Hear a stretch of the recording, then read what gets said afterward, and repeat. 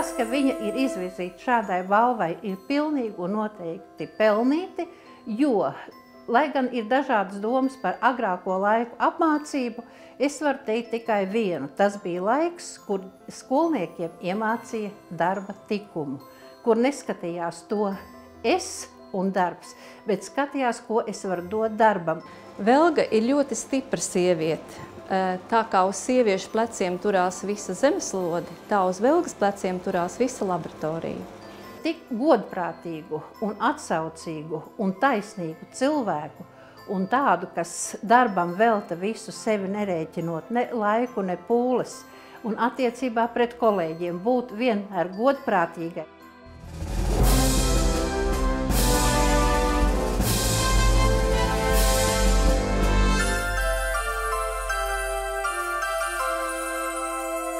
Viņš ir cilvēks, kas stāv stingri ar kājām uz zemes un cīnās par jebkuru pacientu, lai palīdzētu maksimāli viņam.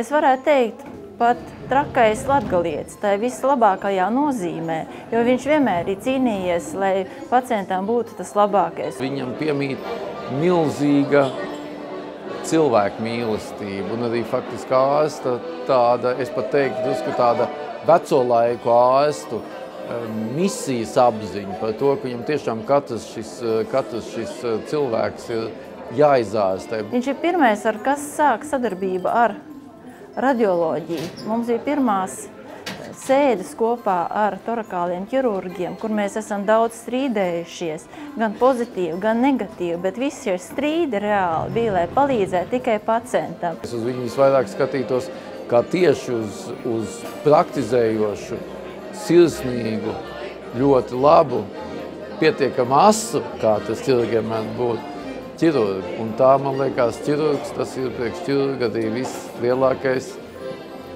teiksim, apbalvojums.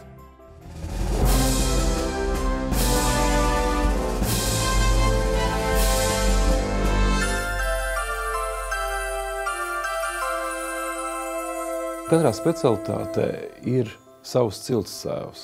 Un doktoru Rošu mēs varam droši uzskatīt par tādu mūsu specialitātē, jo savu 30 un vairāk gadu darba stāžu pieredzē viņam ir ļoti daudz sekotāji. Viņš ir skolotājs visai Latvijas anesteziologu reanimatologu paudzei. Izcila persona Latvijas anestezioloģijā, reanimatoloģijā, intensīvā terapijā un Latvijas medicīnā vispār.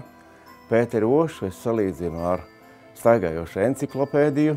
Viņš atsaucīgs, pretīmnākošs, profesionāli zinošs. Izpalīdzīgs, draudzīgs, tajā pat laikā noteikti prasīgs. Mīl kārtību, sakārtotību un mīl, lai visapkārt ir gudri kolēģi.